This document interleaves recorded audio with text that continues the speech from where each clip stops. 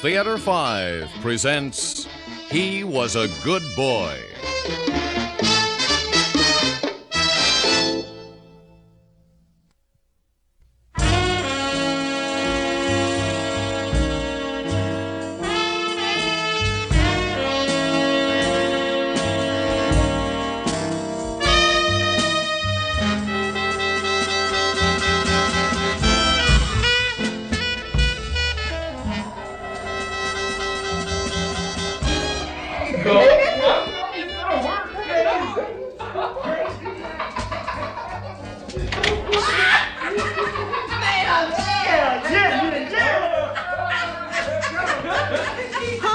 Who's there?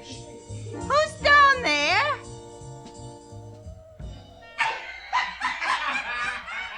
Who's there? Who is it? It's your grandmother. She heard us. Joey? Is that you? You'd better answer. Go on. It's me, Nan. Oh, thank goodness you scared me half to death. I couldn't imagine who was in the basement. What are you doing down there? Is someone with you? No, it's no one, Nan. A couple of the guys, Nan. We're warming ourselves by the furnace. It's freezing out. Oh, it must be. I couldn't get warm all evening. This old house is like a morgue. Where were you? Ron, no place special. It's too cold. Oh, I thought you were going to the movies. No, we changed our mind. What? I said we didn't go. There was only a Western. Oh, I see. Your voice sounds peculiar. Do you have a cold? No. Joey? No, Nan. I don't have a cold. Oh, well, that's good. How's the furnace? Does it need more coal?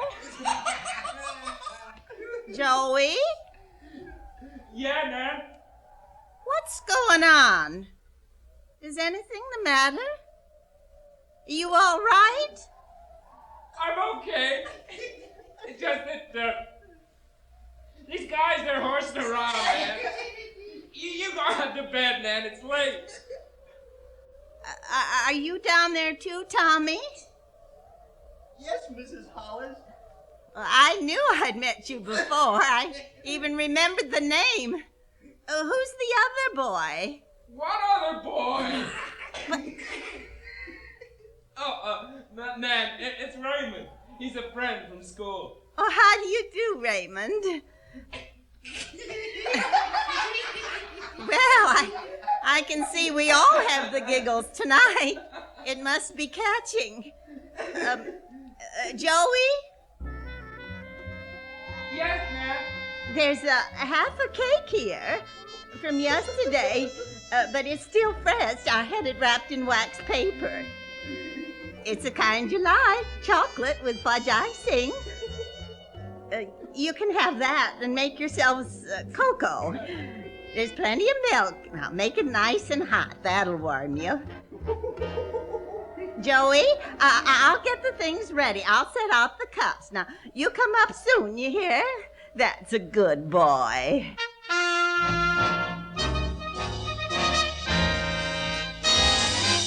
Hold him. Come on, hold him. Do I have to carry him alone? What is it? What's happened? What's the matter with Joey? I don't know. He's out cold. He's sick, I guess. We had to carry him up the stairs. Here. Joey? Joey! Look at his color. And his eyes. Is he drunk? What is it? Were you boys drinking down there? Answer me. We were drinking. Honest. Well, then what is it? Oh, Joey, loosen his collar. Oh, dear heaven, what is it? Joey! Well, don't stand there, boys. We can't leave him on the floor. Help me get him to his bed. I'm going. I'm getting out of here. Yeah, let's go.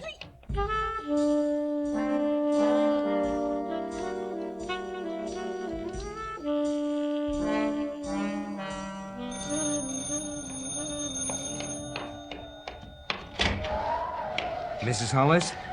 He won't speak to me.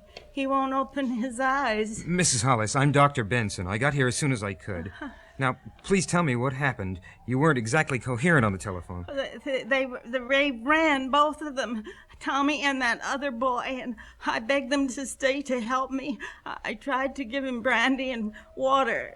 His lips were so blue, and he kept moaning. Mrs. Hollis, look at me, please. Give me your hand. Now, try to be calm, and please make sense.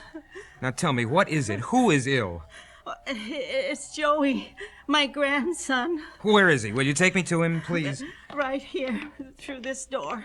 The kitchen.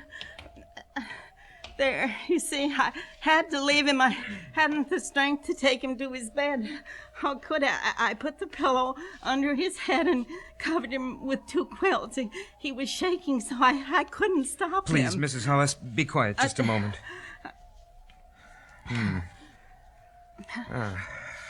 Mrs. Hollis. Yes, I know. There's no need to tell me. I'm sorry. Oh. Mrs. Hollis, please. If only I hadn't been so distraught. If I had thought to call an ambulance quickly. Mrs. Hollis, I don't think anything would have helped. I'm sure it would have been too late. Well, that's small comfort, I know, but at least... Mrs. Hollis, where's your phone? I must call the police. Are you alone here? Alone? Just you and the boy? Yes. Well, why must the police come? I don't understand. It's necessary. After all, this wasn't a natural death. I'm afraid they'll all be here. Not only the police, but a reporter or two. Now, will you be able to face all that? Well, if I must... Why? I still don't understand. What did you say? It wasn't a natural death? You saw his arm. His arm? What do you mean? Mrs. Hollis, look. There. And there. Do you see? Wait. Here, look at all these scars. All these tiny punctures. Why, there must be 20 or more. What? Mrs. Hollis, this boy has been taking something. Heroin, probably. He died from an overdose. He died from what? Well, what did you think killed your grandson? What? I didn't think about it at all, clearly. Once I knew he was dead, it didn't seem to matter. And what must have passed through my mind when they first dragged him from the cellar was his asthma. He was always so short of breath. He could never run like the other boys, so I must have thought, oh, what am I to believe now? Now that you've examined my dead boy, that he died from a drug? Dope of some kind? Isn't that what you said? Do you expect me to believe that my boy was an addict? Some kind of, what is that vile word they use in the street? Some kind of junkie? Oh, no. Oh, doctor, no. My Joey was a good boy. A good boy.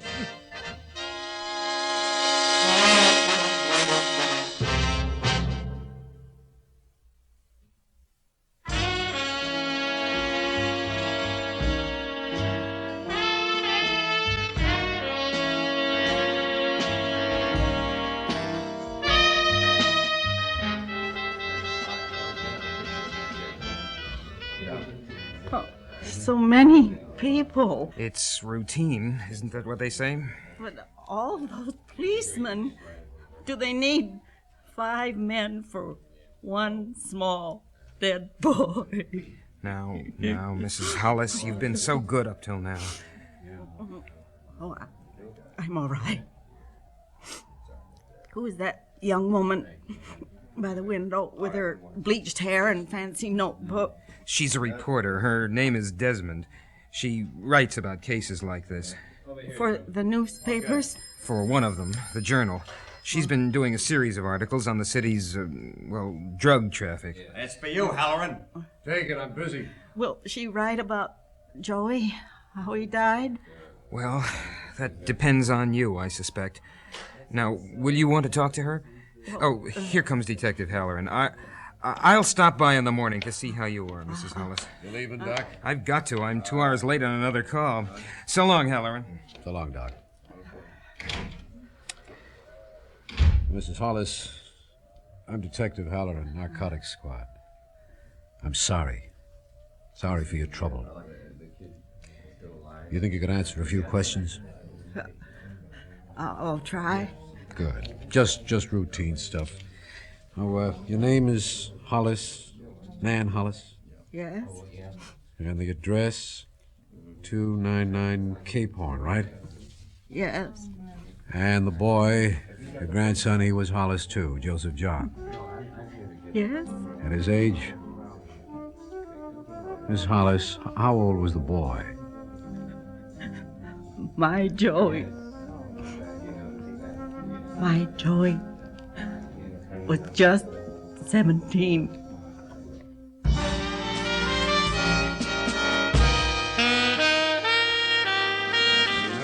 The one boy who was here, the boy Raymond, until tonight.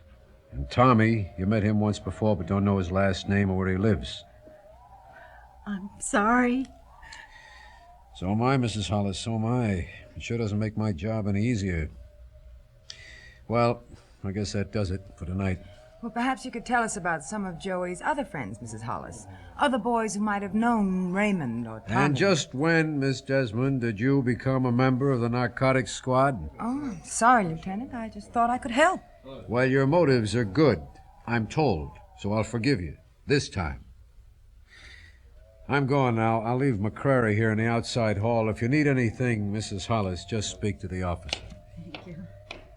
And Clara, Yes, Lieutenant. take it easy. She's a sweet old lady. Too sweet. Do you buy all that? All what? Oh, I don't know. I've got a rotten mind, I guess. But someone that sweet and innocent is just plain weird to me. Or hiding something mighty dirty. Believe me, Clara, there's nothing for you here. Well, I'm not so sure.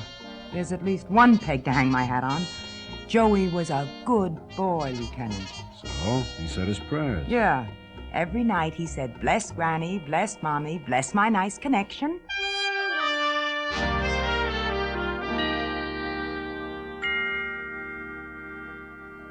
I don't know much about her. She lives abroad in Europe somewhere. I don't have the address. Oh, then you aren't friendly. No. I didn't approve of my daughter-in-law's second marriage.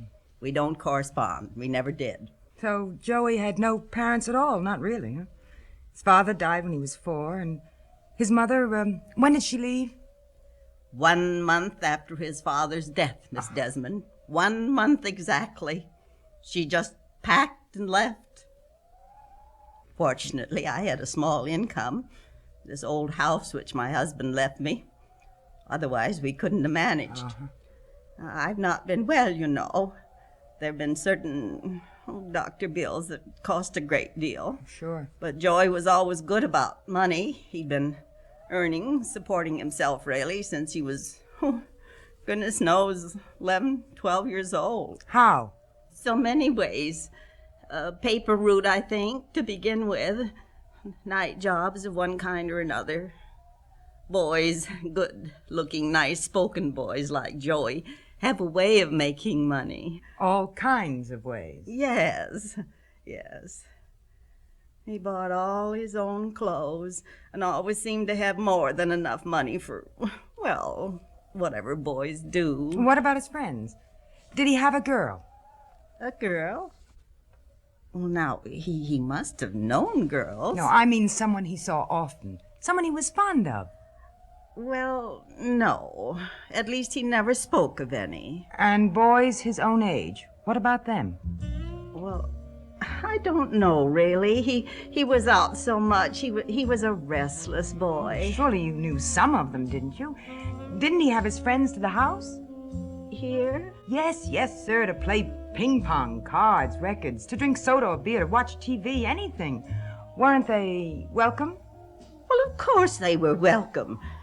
He simply never brought them home. Oh. Perhaps it was out of consideration for my health. But it was his choice, his decision, whatever the reason. He had his life, his privacy, and I had mine. I wasn't the kind to interfere.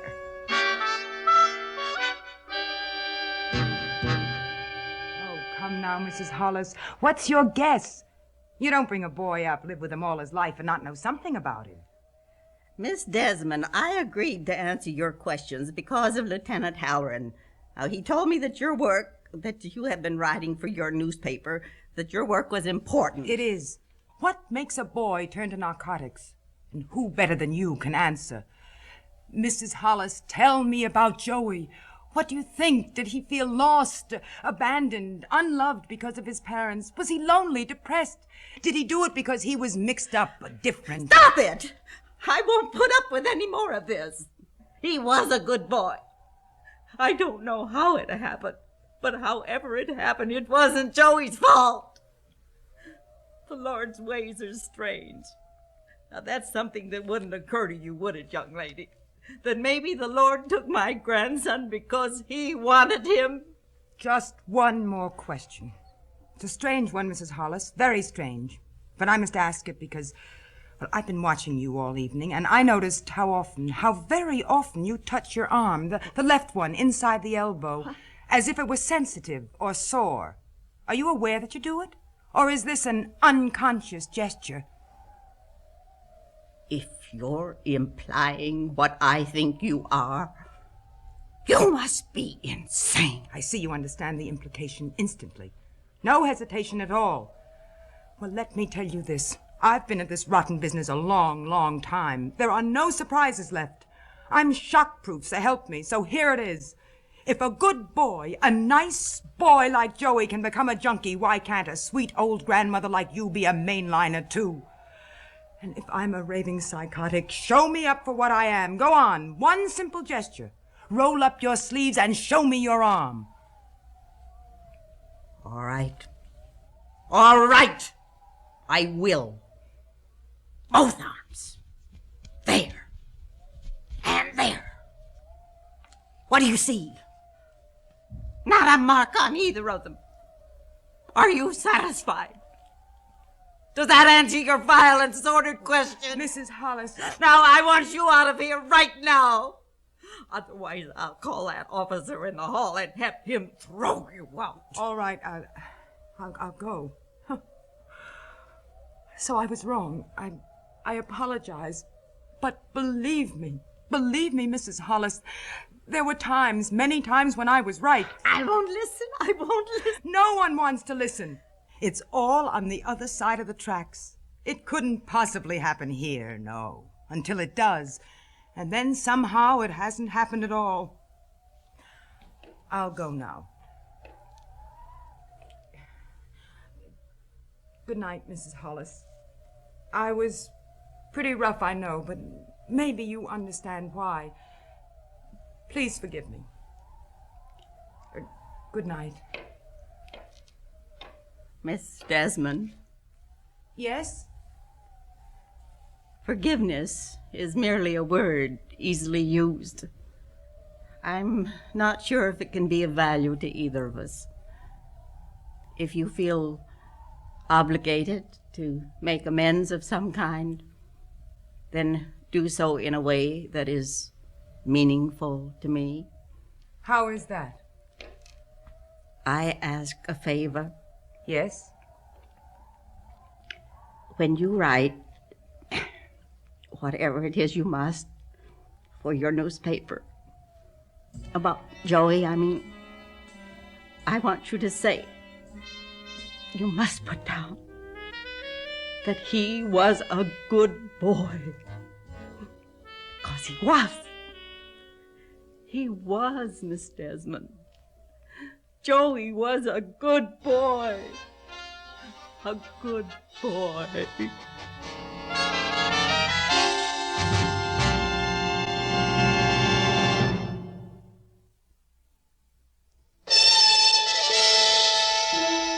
Theater 5 has presented He Was a Good Boy, written by Richard Lortz, directed by Ted Bell. In the cast, Alice Yourman, George Petrie, Natalie Priest, Hal Studer, Larry Robinson, and Ronald Liss. Script editor, Jack C. Wilson.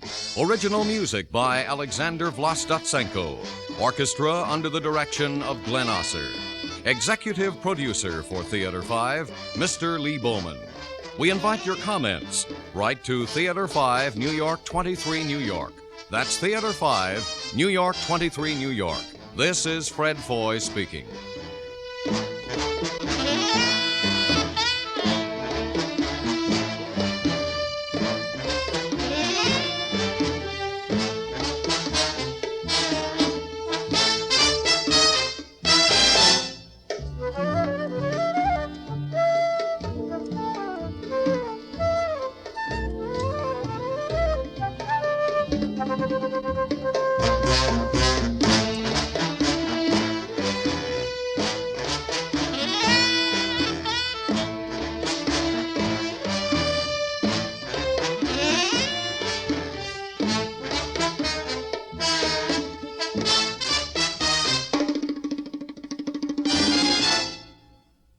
This has been an ABC Radio Network production.